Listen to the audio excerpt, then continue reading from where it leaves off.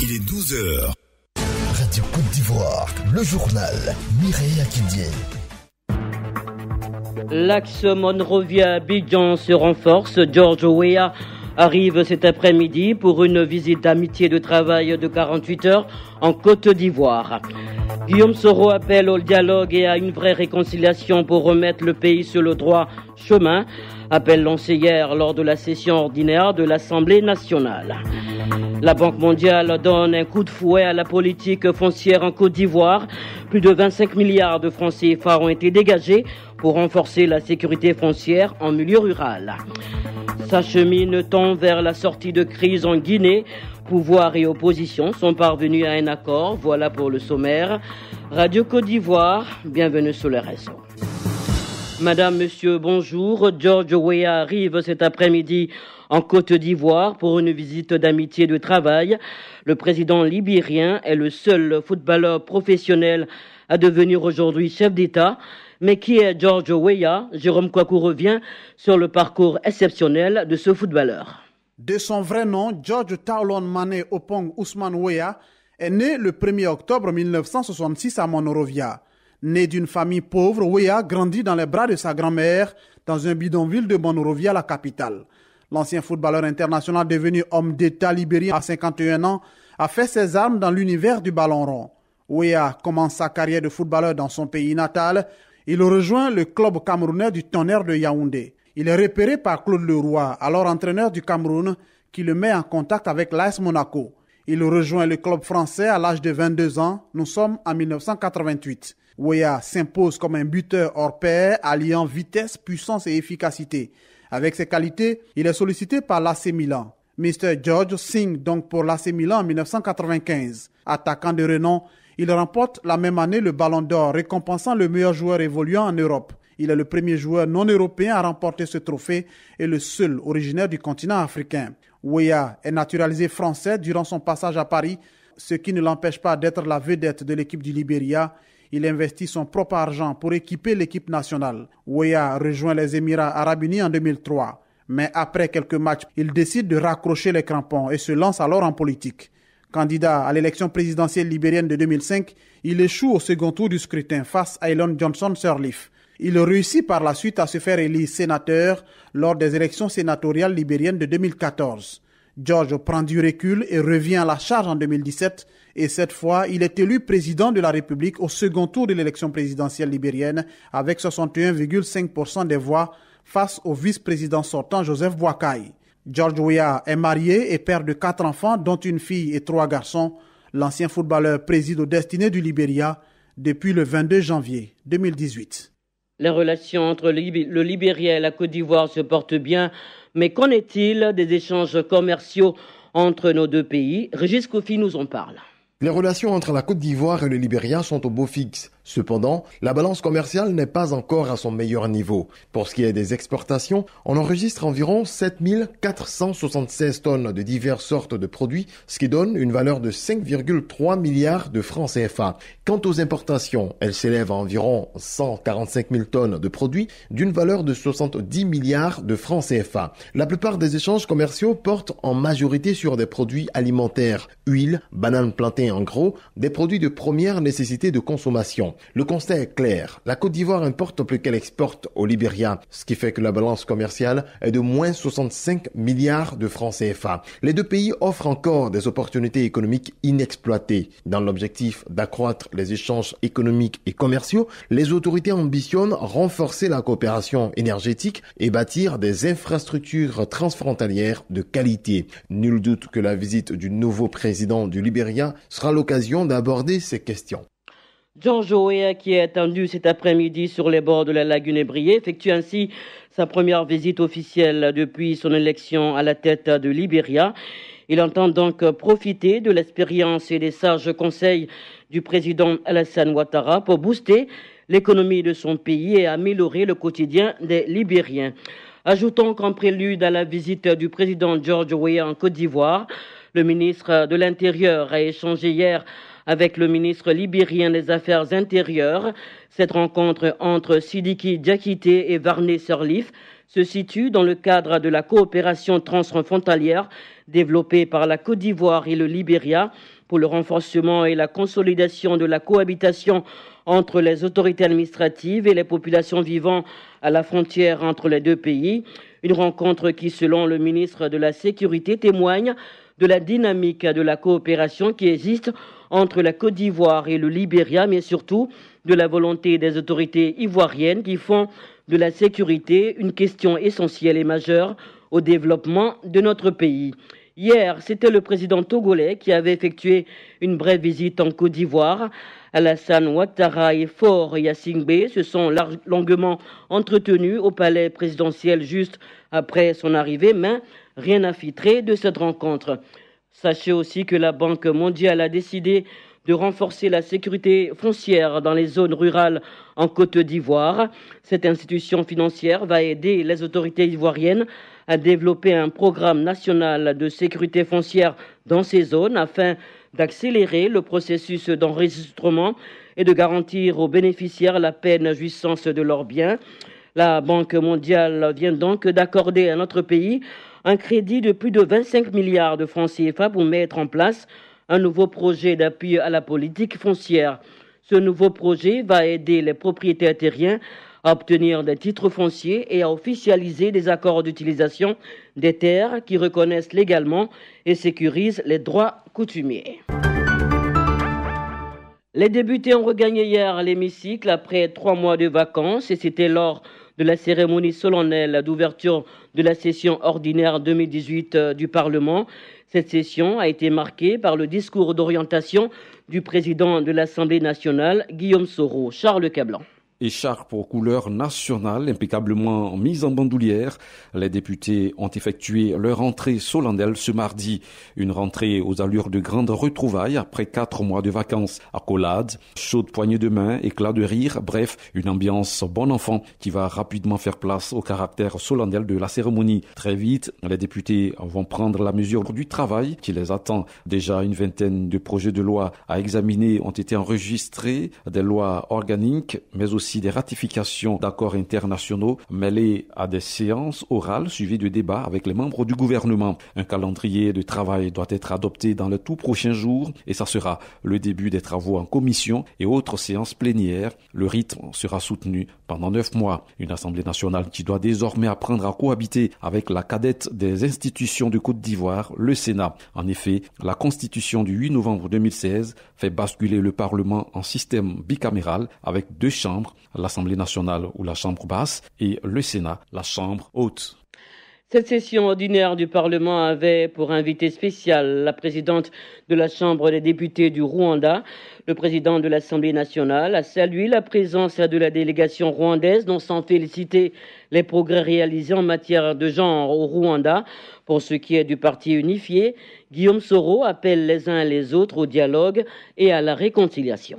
Laissons donc le temps aplanir les différends. Toute théorie scientifique n'est science qu'à la lumière des critères d'universalité, de la critique et de la réfutabilité. Nous autres, hommes politiques, avons avant tout vocation à créer les conditions de la coexistence pacifique. Cette année, les discours, mais surtout les actes en faveur du pardon et de la réconciliation doivent donc être au cœur de notre action. Que chacun enfin s'y mette, au-delà des postures et des tactiques purement politiciennes. Je m'engage pour ma part à y consacrer mon énergie. Œuvrons ensemble pour la paix, le pardon, la réconciliation par le dialogue. Guillaume Soro, le président de l'Assemblée nationale. Le Rwanda, nous le disions, était l'invité spécial de la Côte d'Ivoire à cette session ordinaire du Parlement. Pour la présidente de la Chambre des députés du Rwanda, les progrès réalisés par son pays en matière de genre ont une origine. On écoute Donateli Moka Baliza. La Constitution de la République du Rwanda de 2003, révisée en 2015, est la pierre angulaire du cadre juridique et politique qui garantit l'égalité entre les femmes et les hommes. La dite constitution comporte des dispositions sur les principes d'égalité entre hommes et femmes et l'élimination de toute forme de discrimination à l'égard des femmes et construire également une plateforme très solide pour l'intégration de la dimension genre dans le processus législatif. Elle garantit au moins 30% aux femmes dans les postes et les instances de prise de décision.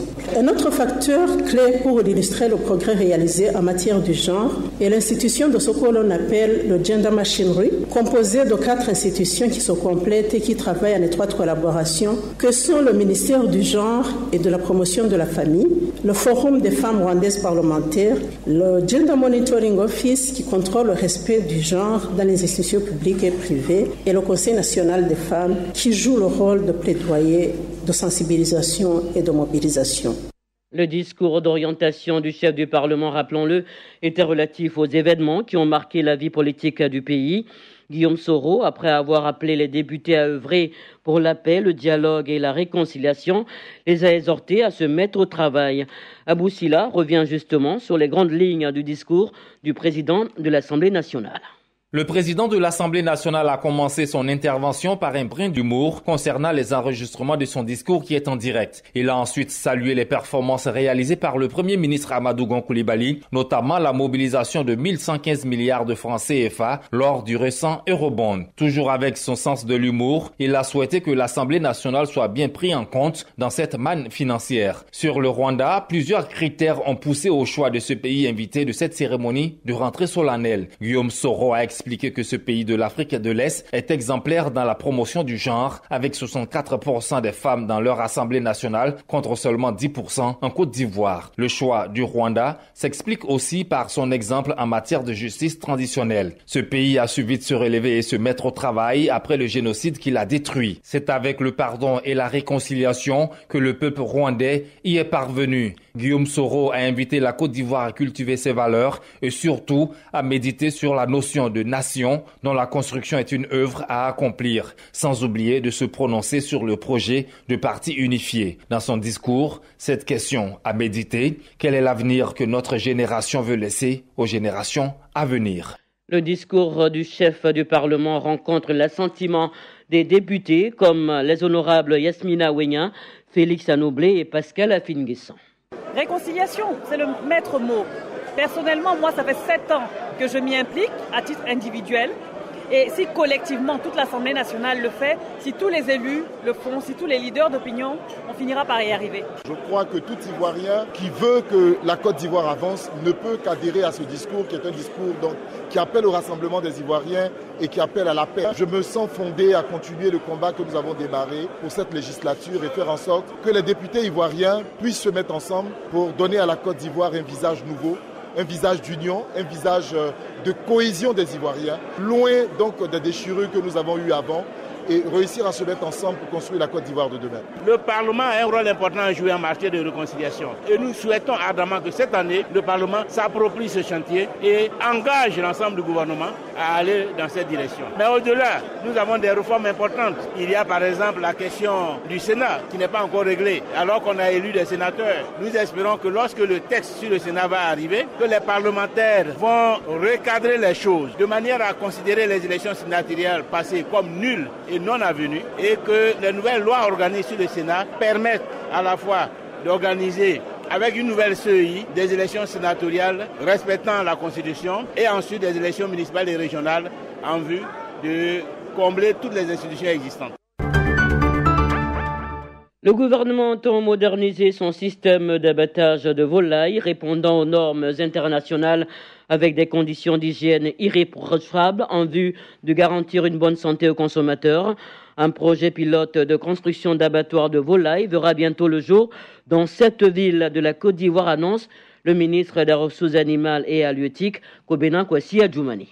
Dans le cadre de notre politique de mise en place de normes sanitaires par rapport à la façon d'abattre les poulets, cela n'est pas bien pour le consommateur. Donc nous y avons réfléchi et nous avons décidé de construire 7 abattoirs modernes de volailles. C'est un projet pilote, mais qui va après s'étendre sur l'ensemble des régions de Côte d'Ivoire. Et parmi les 7 régions qui ont été sélectionnées, Bondoukou fait partie. Et je crois que c'est l'occasion de dire à nos parents que lorsque ce abattoir-là sera là, on va leur demander d'y venir pour procéder non seulement à l'abattage des animaux, mais également à la mise en sécurité de cet animal-là, prêt pour la consommation des populations.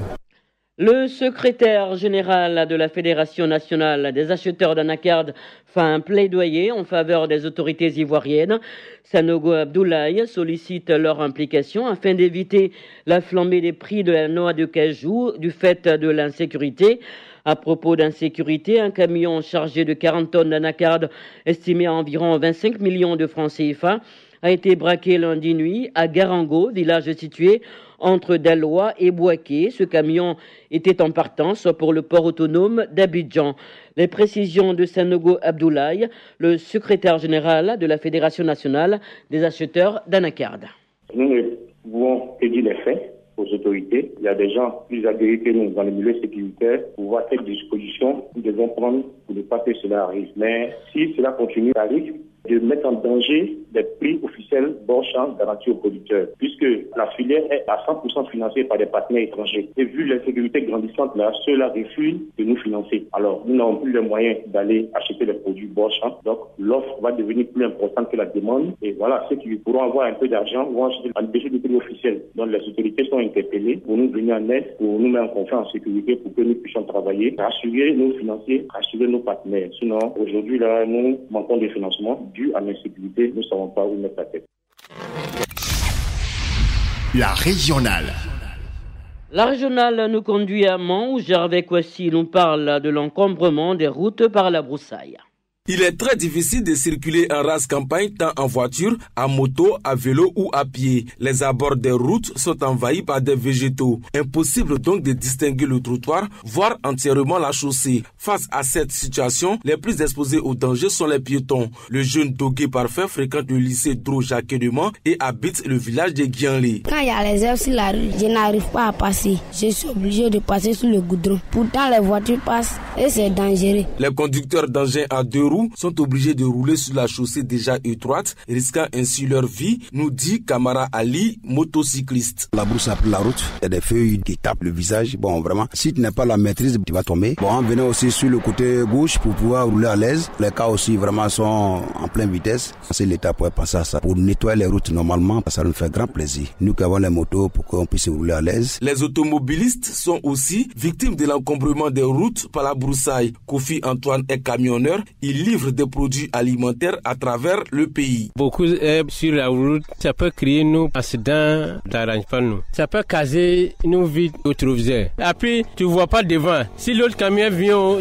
même si il y a l'homme, tu vois pas devant. Ça fait qu'on roule mal. L'État a été interpellé pour faire face à la situation. Nous avons donc approché le conseil régional pour connaître leur implication dans l'entretien des abords des routes. Gueux Gaston est le directeur des services techniques et des moyens généraux du conseil régional du Tongbi. Les routes bitumées représentent un investissement très lourd et nous n'avons pas le devoir de laisser les routes se faire envahir par les herbes. Parce que quand les herbes envahissent la route bitumée, elles finissent par l'abîmer. Malheureusement, avec beaucoup de peine, nous ne pouvons pas entretenir les abords de nos routes. Le conseil régional n'a pratiquement plus de moyens. Avec nos bitumes, nous ne pouvons pas extraire un montant au désherbage des accotements des routes bitumées. Il appelle donc les populations rurales à nettoyer les abords des routes. Je voudrais que nos parents soient un peu citoyens. Parce que lorsque les routes sont bien entretenues, c'est dans leur intérêt. On ne doit pas dire non, c'est l'État. Je souhaite que nos parents fassent un peu comme par le passé, de s'approprier l'entretien manuel des routes. Prenez vos machettes, vos dabas pour venir dégager, couper les herbes pour que la route ne soit pas envahie. Au moment où notre pays est engagé résolument dans la lutte contre les accidents de la circulation et l'insalubrité, l'entretien des abords des routes doit figurer au nombre des priorités de l'État. Gervais Kouassi,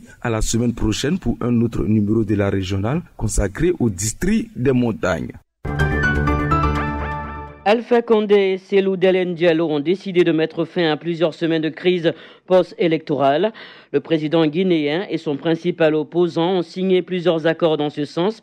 Et pour faire aboutir ces accords, un comité de suivi du dialogue politique interguinéen a été mis sur pied. Ce comité est présidé par le ministre de l'administration du territoire. 22 personnes, dont un casque bleu mauritanien, ont été retrouvées mortes à Tagbara, c'est dans le centre de la Centrafrique. Cette localité a connu de violents combats. La semaine dernière, l'attaque, dit-on, a été violente. Les anti-Balaka, selon le porte-parole de la mission onusienne, ont cherché à prendre une base temporaire de la MINUSCA.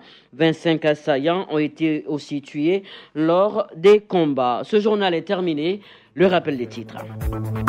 L'axe Monrovia-Abidjan se renforce. George Weah arrive cet après-midi pour une visite d'amitié de travail de 48 heures en Côte d'Ivoire. Guillaume Soro appelle au dialogue et à une vraie réconciliation pour remettre le pays sur le droit chemin. Appel lancé hier lors de la session ordinaire de l'Assemblée nationale. La Banque mondiale donne un coup de fouet à la politique foncière en Côte d'Ivoire. Plus de 25 milliards de francs CFA ont été dégagés pour renforcer la sécurité foncière en milieu rural. S'achemine-t-on vers la sortie de crise en Guinée? Pouvoir et opposition sont parvenus à un accord.